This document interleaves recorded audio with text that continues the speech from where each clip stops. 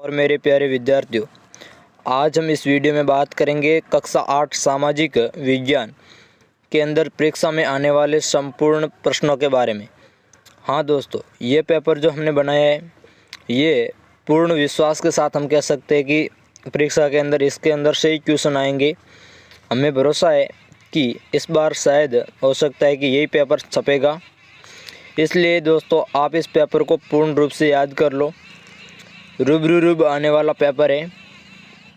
आप इसी प्रकार के पेपर को पढ़ के परीक्षा में 100 में से 100 अर्थात जो पेपर 80 का होता है उसमें से 80 में से 80, अगर आप 80 में से 80 ला सकते हो तो आपके 100% अपने आप बन जाएंगे। इसलिए दोस्तों, ए ग्रेड बनाने के लिए आपको इस पेपर को पूर्ण पढ़ना और वीडियो को शुरू से लगा करके एंड तक ज़रूर देखें। प्रश्न पहला देखिए, भारत का प्रथम गवर्नर जनरल कौन था? इसमें दोस्तों होगा अ में लॉरेंस, ब में वॉरेन हेस्टिंग, स में लॉर्ड कर्जन, द में बेंटिंग। इसमें दोस्तों आपका राइट आंसर होगा वॉरेन हेस्टिंग। अगला क्वेश्चन देखिए दोस्तों, निम्न में से नवीनीकरणीय संसाधन है?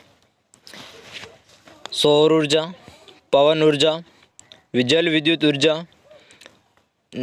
उपयुक्त सभी। इसमें दोस्तों आपका आएगा उपयुक्त सभी। निम्न में से मृदा के निम्नीकरण में सहायक कारक नहीं है? वनोन्मूलन, अति पशुचारण, स्थलाकृति, भूस्खलन। इसमें दोस्तों आएगा अति पशुचारण। निम्नलिखित में से सौर ऊर्जा का परंपरागत स्रोत है? कोयला, पेट्रोलियम, प्राकृतिक गैस, उपयुक्त सभी। इसमें भी दोस्तों आएगा आपका प्राकृतिक उपयुक्त सभी, यानी ऊर्जा का परंपरागत स्रोत है। ये तीनों ऊर्जा के परंपरागत स्रोत हैं। कॉफ़ी का प्रमुख उत्पादक देश है? ब्राज़ील, भारत, रूस। इनमें से कोई नहीं। दोस्तों इसमें आएगा आपके ब्राज़ील। द्वितीय क्रियाओं के किस नाम से जाना जाता है? दोस्तों द्वितीय क्रियाओं को किस नाम से, यानी दूसरा नाम क्या है द्वितीय क्रियाओं का, वो बताना है। इसमें उद्योग, व्यापार, परिवहन, संचार। इसमें आएगा दोस्तों उद्योग। अगला क्वेश्चन दोस्तों आपके लिए रिक्त स्थान वाले क्वेश्चनों में से, सॉरी दोस्तों, यहाँ लोगों की जगह लोग एक राष्ट्र के सबसे बड़े होते हैं। क्या होते हैं दोस्तों? संसाधन।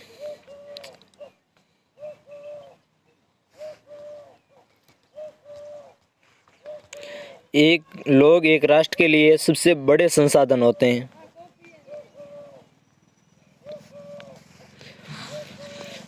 समानता का अधिकार एक कैसा अधिकार है? इसमें आएगा दोस्तों मौलिक अधिकार। लोकसभा में सत्ताधारी दल का मुखिया कौन होता है सर? होता है, इसमें आएगा प्रधानमंत्री, पीएम। अगला क्वेश्चन, भारत में सभी लोग किसकी नज़र में बराबर हैं? इसमें आएगा दोस्तों संविधान। याद रखना दोस्तों, इस प्रकार के क्वेश्चन जरूर आएंगे आपकी परीक्षा के अंदर। हैदर अली और टीपू सुल्तान कहाँ के शासक थे? उसका नाम बताना है। दोस्तों हैदर अली और टीपू सुल्तान थे वह मैसूर के शासक थे। मैसूर, ये दोस्तों आपकी इतिहास किताब के अंदर से आया है।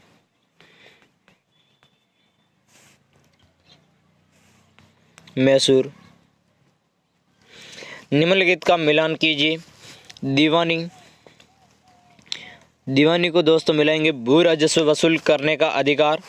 शहर है मैसूर, इसको मिलाएंगे दोस्तों टीपू सुल्तान, यानी टीपू सुल्तान कहाँ का शासक था? शहर है मैसूर। रानी चेन्नम्मा, कित्तूर में अंग्रेज विरोध आंदोलन का। रानी चेन्नम्मा को मिलाएंगे कित्तूर में अंग्रेज विरोध आंदोलन का। वॉरेन हेस्टिंग, दोस्तों वॉरेन हेस्टिंग अपन ने पहले क्वेश्चन में पढ़ा है, भारत का पहला गवर्नर जनरल है। और अंतिम है सिपाही, जिसको हम सिपाही कहते हैं। अगला क्वेश्चन देखिए दोस्तों,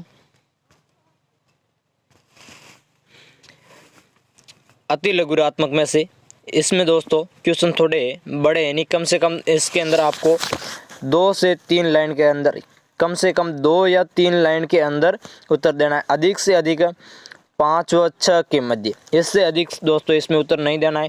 आपको 2 या 3 लाइन के अंदर ही देना। अधिकांश एक आध क्वेश्चन है जो बड़ा आ सकता है, लेकिन ज़्यादा नहीं, इसलिए इसमें आपको सीमित लाइनों के अंदर उत्तर देना है। क्वेश्चन नंबर देखिए, भारत के लिए समुद्री मार्ग की खोज कब व किसने की?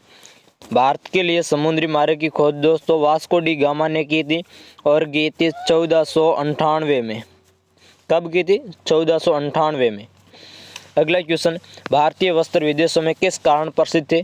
दोस्तों भारतीय वस्त्र अपनी बनावट के कारण बहुत प्रसिद्ध थे, यानी अंग्रेज लोग भारतीय लोगों के वस्त्रों की बनावट को देखकर वह उसे अपने देश में ले जाना चाहते थे और व्यापारी लोग बाहर से जैसे ब्रिटेन वगैरह से आते थे, वो वस्त्रों को पसंद करते थे और अपने देश में ले जाके उनको अधिक मूल्य पर बेचने के लिए अपना उद्योग चलाना चाहते थे। बंगाल का विभाजन किसने किया था? इसमें आएगा दोस्तों लॉर्ड कर्जन ने।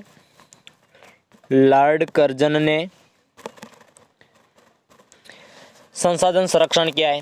संसाधन संरक्षण दोस्तों ये आपके भूगोल किताब से आया है। संसाधन संरक्षण का मतलब है संसाधनों को बचाने के लिए किए जाने वाले उपाय। जैसे आप कह सकते हैं कि पेड़ पौधों को काट रहे, इनको किस प्रकार बचाया जा सकता है, यानी आने वाली पीढ़ी के लिए संसाधनों को बचा कर रखना संसाधन संरक्षण कहलाता है। भूमि निम्नीकरण के कोई 2 कारण। भूमि निम्नीकरण के कारण दोस्तों ये आपके विज्ञान में भी है और सामाजिक के भूगोल भाग में भी है, तो आप इसमें बता सकते हैं भूमि निम्नीकरण के कारण। पहला इसमें लिख सकते हो दोस्तों वनोन्मूलन, यानी पेड़ पौधों की कटाई। जिससे पेड़ पौधों की कटाई होगी तो भूमि के अंदर बाढ़ वगैरह आएगी, तो वो भूमि की ऊपरी परत को ले जाएगी। इसके अलावा तूफान आने की अधिक संभावना रहती है, जिससे भी भूमि की ऊपरी परत हवा के साथ उड़ जाती है। और दूसरा कारण है अति पशुचारण, यानी पशुओं का चारण अधिक होने पर भी भूमि निम्नीकरण हो जाती है। भूमि की ऊपरी परत के अंदर ह्यूमस की मात्रा पाई जाती है और वह धीरे धीरे नष्ट हो जाती है। अगला क्वेश्चन आएगा दोस्तों, बहुत इंपॉर्टेंट क्वेश्चन है। सरकार के 3 अंग कौन कौन से हैं? सरकार के 3 अंग, इसमें पहला कार्यपालिका, दूसरा न्यायपालिका, तीसरा राज्यपालिका। धर्मनिरपेक्षता का मूल मंत्र क्या है? धर्मनिरपेक्षता का मूल मंत्र यह दोस्तों, यानी कि जैसे अब भारत एक धर्मनिरपेक्ष देश है, अर्थात इस देश के अंदर किसी धर्म का कोई भी व्यक्ति आके रह सकता है, इसके अंदर धर्म की कोई बाध्यता नहीं है। लेकिन कुछ देशों के अंदर धर्म की बाध्यता है, उस धर्म के अलावा दूसरे धर्म के लोग वहाँ नहीं रह सकते हैं। अगला क्वेश्चन, किसी देश में लोकतंत्र क्यों आवश्यक है? आपने पढ़ा है दोस्तों लोकतंत्र क्यों आवश्यक है? क्योंकि किसी देश को चलाने के लिए शासन की आवश्यकता होती है। लोकतंत्र किसे कहते हैं?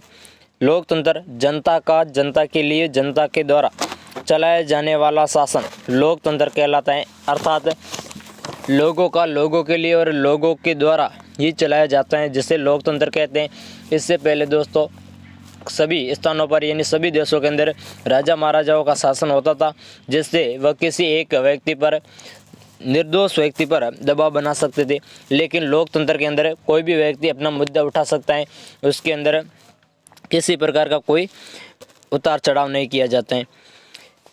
वह सभी अपनी जिम्मेवारी है, अपने फायदे की बात रख सकते हैं। झांसी की रानी लक्ष्मीबाई की अंग्रेजों से ऐसी क्या मांग थी जिसे अंग्रेजों ने ठुकरा दिया? ये दोस्तों झांसी की रानी लक्ष्मीबाई की अंग्रेजों से ऐसी मांग थी कि उसकी पति की मृत्यु के बाद उसके बेटे को वहाँ का राजा बना दिया जाए। नागरिकों के लिए मौलिक अधिकार क्यों आवश्यक है? नागरिकों के लिए मौलिक अधिकार इसलिए आवश्यक है क्योंकि मौलिक अधिकार व्यक्ति के जीवन जीने के अभिन्न अंग बन चुके हैं, क्योंकि वह अपने मौलिक अधिकारों का उपयोग करके वह किसी भी क्षेत्र में पूर्ण फायदा उठा सकता है। यानी अर्थात जैसे अब आप बात कर सकते हैं कि किसी व्यक्ति को किसी स्थान पर नहीं रहने दिया जाता तो वह मौलिक अधिकारों की तुरंत कार्रवाई करवा सकता है।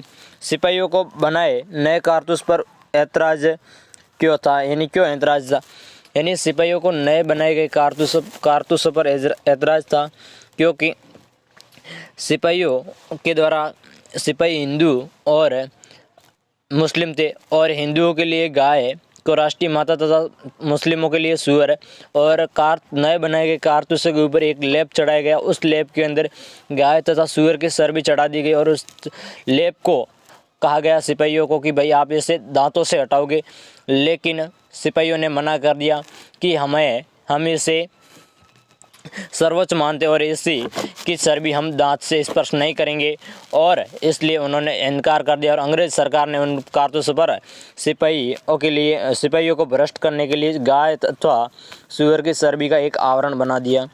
घरेलू हिंसा से आप क्या समझते हैं? हिंसा के शिकार महिलाओं को नए कानून से कौन से 2 मुख्य अधिकार प्राप्त हुए? घरेलू हिंसा अर्थात आप समझ सकते हैं कि पति पत्नी के बीच होने वाले झगड़े या किसी कारणवश एक घर के सदस्यों के अंदर होने वाली लड़ाई को घरेलू हिंसा के रूप में जाना जाता है।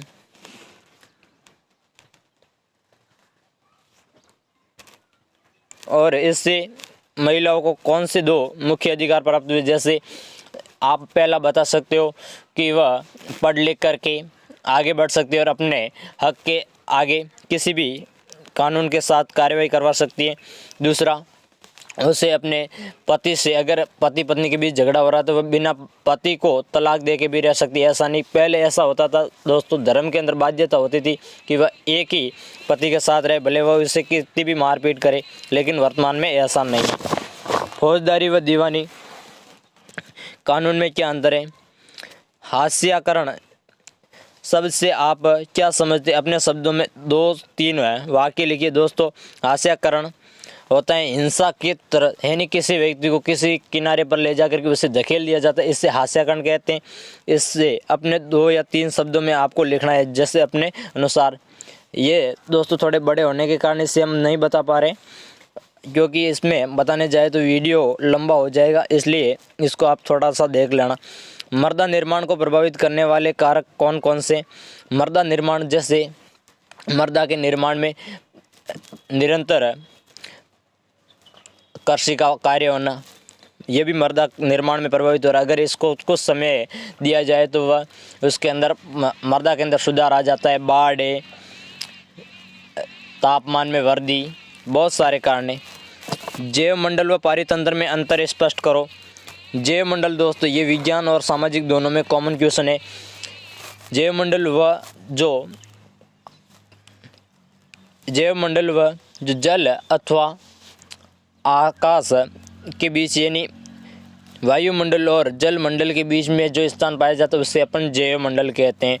पारितंत्र वह आवास जो हमारे चारों तरफ दिखाई देते हैं, जो एक आवास में रहते हैं, उसे पारितंत्र कहते हैं। पेट्रोलियम को काला सोना क्यों कहा जाता? दोस्तों ये महत्वपूर्ण क्वेश्चन है और इसको आपको याद करना है, ये ज़रूर याद करना। पेट्रोलियम को काला सोना क्यों कहा जाता है? कारण बताइए। पेट्रोलियम को काला सोना कहा जाता है क्योंकि पेट्रोलियम एक अधिक मूल्यवान पदार्थ है तथा इससे बने अनेक पदार्थों का अधिक उपयोगी कार्यों में उपयोग किया जा रहा है, तथा उपयोगी कार्यों में उपयोग होने के साथ साथ वो अधिक मूल्यवान भी है, जैसे कोयला है, डीजल है, ये सारे पेट्रोलियम के प्रसंस्करण के बाद प्राप्त किए जाते हैं। निम्नलिखित में अंतर स्पष्ट करो। लौह और अलोह खनिज। दोस्तों इसके शब्द से स्पष्ट हो रहा है कि लौह और अलोह खनिज अर्थात वे खनिज पदार्थ जिसके अंदर लौह एसक की मात्रा पाई जाती है, और अलोह वे पदार्थ जिनके अंदर लोहे की मात्रा नहीं पाई जाती हैं। इसके अथवा में दोस्तों आपका अलग दूसरा क्वेश्चन दिया गया है। अगर आप ऊपर वाले को नहीं करना चाहते हो तो नीचे वाला भी कर सकते हो। धात्विक और अधात्विक खनिज। धात्विक और अधात्विक खनिज दोस्तों, धात्विक आपने विज्ञान में पढ़ा, धातु और अधात्विक का मतलब हो गया अधातु। वे खनिज जिनके अंदर धातु के समान गुण पाए जाते धात्विक, तथा जिनके अंदर धातु के समान गुण नहीं पाए जाते वे अधात्विक। इतिहासकार अंग्रेजी शासन काल को औपनिवेशिक युग क्यों कहते थे? दोस्तों ये भी बड़ा है, इसको आप एक बार देख लेना। ये आपकी इतिहास किताब से आया। जेम्स मिल ने भारतीय इतिहास को जिस तरह काल खंडों में बांटा उसमें क्या समस्याएं थी, ये इतिहास के आपके फर्स्ट चैप्टर से आया। दोस्तों इसको भी याद कर लेना, बहुत महत्वपूर्ण प्रश्न है। East India company Tipu Sultan को खतरा क्यों मानती थी? क्योंकि ईस्ट इंडिया कंपनी चाहती थी कि टीपू सुल्तान अगर शासन करना शुरू कर दिया तो वो इस एरिया का राजा बन जाएगा, इस क्षेत्र का राजा बन जाएगा और हमारा उद्योग है वह बिल्कुल कम या मंदा हो जाएगा, यानी आसानी से नहीं चल पाएगा। रेत नील की खेती से क्यों कतरा रहे थे? रेत नील की खेती, रेत का मतलब होता है किसान, नील की खेती से क्यों कतरा रहे थे? क्योंकि दोस्तों नील की खेती उपजाऊ में कम थी और उस पर अंग्रेज अपना शासन करते थे और अपने स्थान देशों के अंदर ले जाकर बेचना चाहते थे और ये भारतीय किसानों को पसंद नहीं थी। 1857 की बगावत के फलस्वरूप अंग्रेजों ने अपनी नीतियाँ किस तरह बदली? दोस्तों इसको भी आप किताब के अंदर देख सकते हैं, अध्याय 5 और 8 के अंदर दिखाया गया है। अंतिम मुगल बादशाह अपने आखिरी साल किस तरह बिताए? अंतिम मुगल बादशाह ने आखिरी साल अपने जेल के अंदर बिताए थे और थोड़ा विस्तृत लिख लेना आप किताब के अंदर देख के। दोस्तों भारत के मानचित्र पर कोई 5 स्थानों को अंकित करना है। भोपाल, आगरा, जयपुर, पटना, लक्षद्वीप, दिल्ली व कन्याकुमारी। इन सभी स्थानों को दोस्तों मानचित्र के अंदर आपको अंकित करना है। दोस्तों इस वीडियो को पूर्ण देखना है और इसके अंदर दिए गए सारे क्वेश्चन आपके अच्छे परसेंटेज बनाने के अंदर भूमिका निभाएंगे और इसमें दिए गए सारे क्वेश्चन महत्वपूर्ण हैं। दोस्तों इसमें आप 80 में से 80 नंबर प्राप्त कर सकते हो और बाकी वाले आपके स्कूल से भेजे जाएंगे। मेरे को पूर्ण विश्वास है कि अगर इस पेपर को आपने पढ़ लिया तो आप 100 में से 100% बना सकते हैं, अर्थात 1 ग्रेड आप पूर्ण भरोसे के साथ बना सकते हो। तो दोस्तों आपने अगर वीडियो को देख लिया तो लाइक और सब्सक्राइब करना ना भूलें और कमेंट में बताएं कि आपको ये प्रश्न कैसे लगे। धन्यवाद।